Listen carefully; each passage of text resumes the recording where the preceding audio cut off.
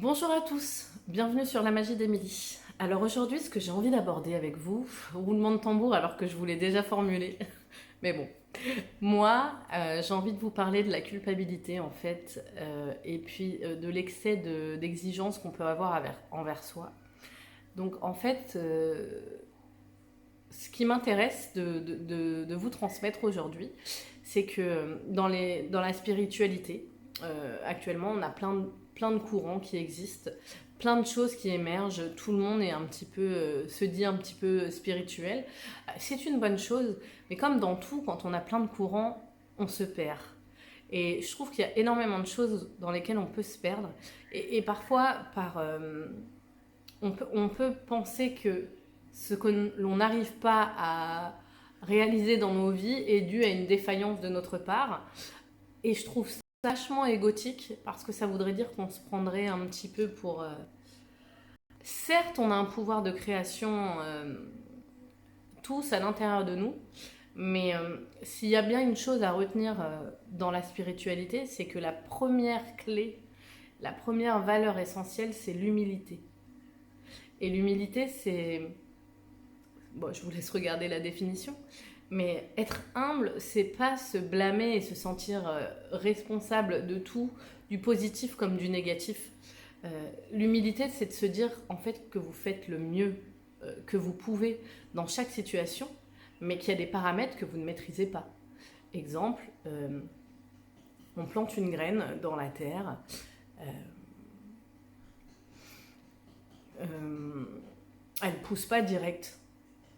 Est-ce que la graine, elle se dit j'ai mal fait, qu'est-ce que j'ai pas fait encore, qu'est-ce que c'est pas son paramètre.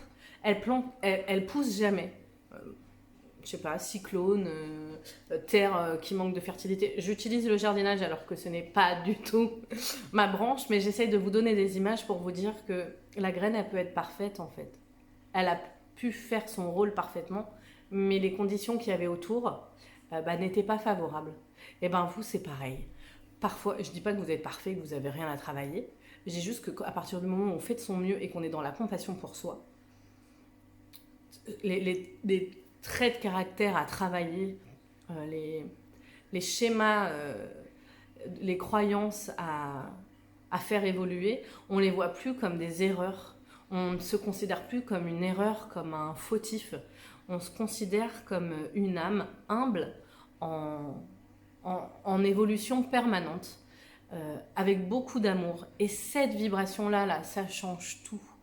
Et ce que je déplore un petit peu dans le New Age actuellement ou dans la spiritualité telle qu'on la voit, c'est qu'on nous parle beaucoup du pouvoir de création, du pouvoir de création, du pouvoir de création. Vous êtes créateur, vous êtes créateur, vous êtes créateur. Mais à contrario, et dans l'inconscient, ça veut dire que si on n'y arrive pas, c'est de notre faute. Et l'être humain déjà a tendance à se sentir fautif. Euh, de par nature, quelqu'un meurt, on se sent fautif, on a l'impression qu'on aurait dû faire quelque chose. Quelqu'un est malheureux, on se dit mince, j'ai pas vu qu'il allait pas bien. Et on a cette tendance-là quand quelqu'un est désagréable avec nous, ou enfin un enfant, la première chose, il se dit c'est de ma faute, c'est moi.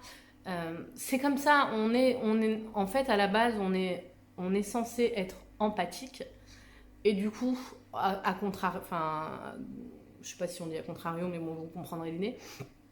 Et l'empathie, le point positif, c'est qu'on peut ressentir les choses à la place des gens et se mettre à leur place et donc faire preuve d'humanité.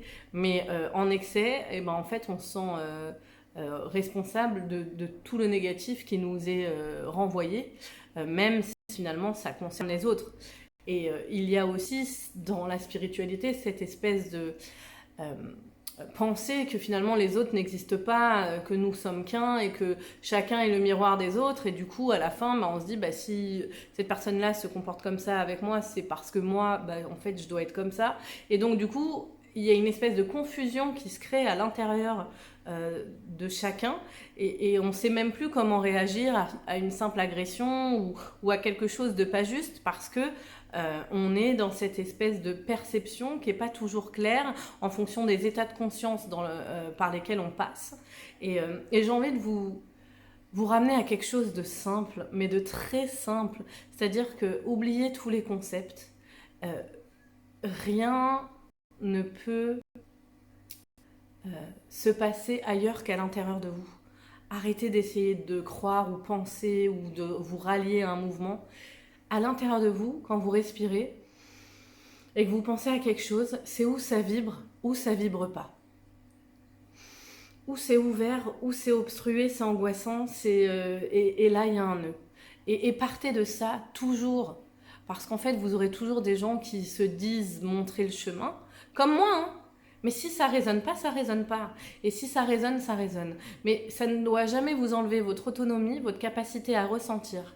Et ça ne doit jamais vous faire ressentir cette espèce de...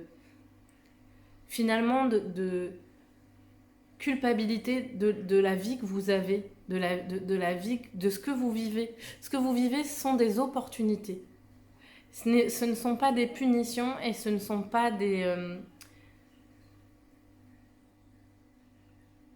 et ce ne sont pas des causes à effet dans le sens que vous le pensez.